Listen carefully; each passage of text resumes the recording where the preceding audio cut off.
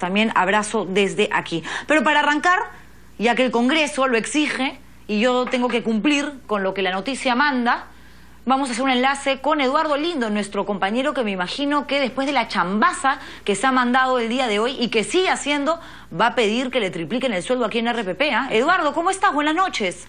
Nacional de Seguridad Ciudadana. Juliana, ¿cómo estás? Buenas noches. Aquí seguimos nosotros en el Pleno del Congreso de la República a la expectativa de que culmine el uso de la palabra de los integrantes del gabinete de Pedro Cateriano. Inicialmente, como lo hemos comentado, se pensó que iban a hablar unos 3, 4 ministros, pero esto se ha extendido. Está en el uso de la palabra aquí José Luis Pérez Guadalupe. No sabemos si vendrán otros integrantes del gabinete antes que intervenga y haga el cierre final Pedro Cateriano en su calidad de presidente del Consejo de Ministros, respondiendo todas las inquietudes que se han generado aquí en el curso del debate que se ha iniciado tras su exposición que se comenzó, ¿no?, a las 10 de esta mañana. En tanto, nosotros estamos acá con el congresista Pedro Espadaro para conocer sus impresiones sobre todo y cuál es la proyección que le ve él a este debate, si de pronto ya definieron incluso el tema de su votación. Congresista, buenas noches, estamos para la hora Juliana y queríamos conocer cómo es el temperamento, qué es lo que piensa la bancada ya prácticamente al final de esta discusión.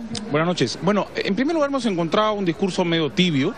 Sin embargo, hemos reconocido, y eso ha sido en toda la presentación por parte de los congresistas de Fuerza Popular, que hay que reconocer que el ministro ha dado gestos democráticos de acudir presurosamente a dar inmediatamente un diálogo con las fuerzas políticas, especialmente con la oposición, y especialmente, por supuesto, con nuestra lideresa Keiko Fujimori. Pero también hemos coincidido en señalar que quien petardea el diálogo, quien dinamita los puentes que el señor quiere tender, es Palacio de Gobierno. La verdadera oposición de este gobierno es la pareja presidencial, y eso lo hemos señalado y le hemos pedido incluso que se cuide hasta los cuchillos que vienen de Palacio. Pero sin embargo también hemos dejado dos cosas que nos interesan muchísimo y le interesa al país. Primero, cuál va a ser el cambio que efectivamente va a lograr este gabinete o el primer ministro, no solamente ya de un cambio de actitud, que lo hemos visto que sí puede, sobre todo un cambio de imagen del gobierno en los últimos 15 años, un baje de corrupción y de ineficacia en el gasto público y además de retraer las inversiones. Y ahí viene el segundo tema que por supuesto nos interesa, que es reactivar la economía. Ellos han planteado, o el presidente del Consejo de Ministros, la delegación de facultades para que el Ejecutivo legisle en diversas materias. Una de ellas es la que usted menciona, la reactivación económica. ¿Le van a dar ustedes a dar el voto? ¿Le van a aprobar esta delegación de facultades?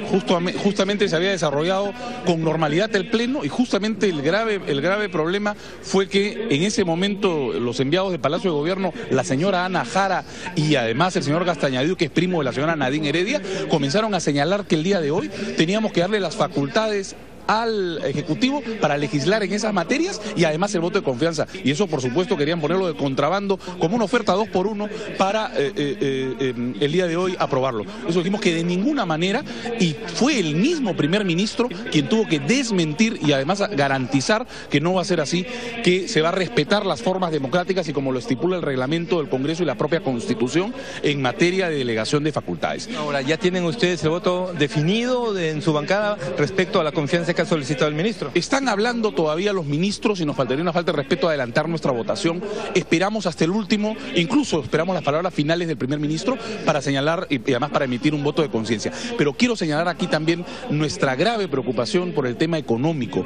No podemos permitir que un ministro de Economía pueda decir que podríamos crecer. Oiga, el empresariado necesita seguridad, el país necesita seguridad de que vamos a crecer. ¿Cuál es la receta que efectivamente va a hacer este gobierno para que el Perú pueda crecer? Eso es lo que están ustedes esperando seguramente al final de la exposición del ministro. Puesto que sí, esperamos con ansias, creo que todos los peruanos seguir creciendo. Le agradecemos, muy amable. Aquí teníamos entonces las expresiones de Pedro Espadaro. Juliana, ¿cuándo todavía continúa haciendo uso de la palabra en el centro del hemiciclo el ministro del Interior, José Luis Pérez Guadalupe? Regresamos contigo, Juliana.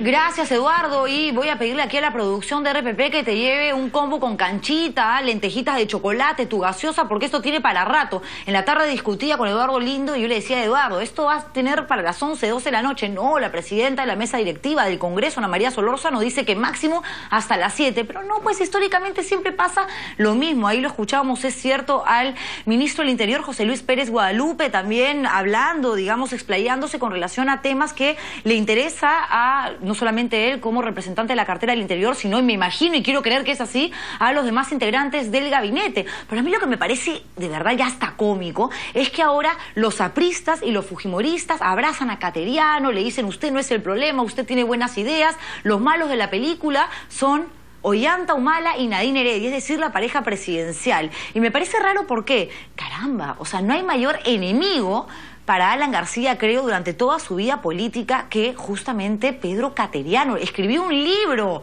hablando acerca de todos los supuestos delitos que cometió García durante su primer gobierno. No se podían ver ni en pintura, ahora se dan la mano y hasta toman capuchino, es impresionante. Y también Pedro Cateriano durante mucho tiempo, porque es un político de larga data, le ha dado con palo a los fujimoristas. Y ahí estamos escuchando a Pedro Espadaro, uno de los representantes de Fuerza Popular, diciendo algo que por supuesto yo no creo.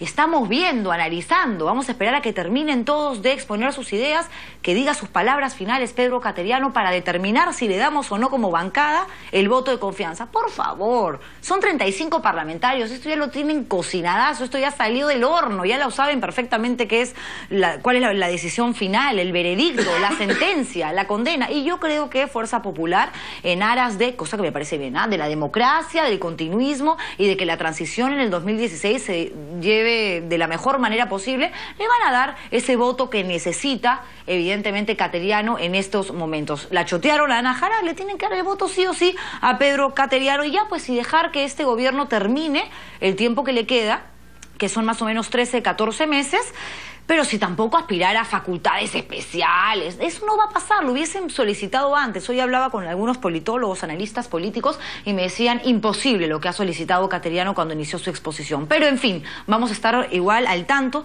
de lo que suceda. Por favor, pásense un poquito, ya voten 12, 12 y 5 para no estar interrumpiendo el programa. Señores del Congreso de la República, ya nos han hecho esperar hasta esta hora, ya pues 12, 12 y 5, lo mismo es, con tal la noticia va a estar mañana en todos los diarios. En fin, estoy aquí ya con Fernando Olivera, hablando de política.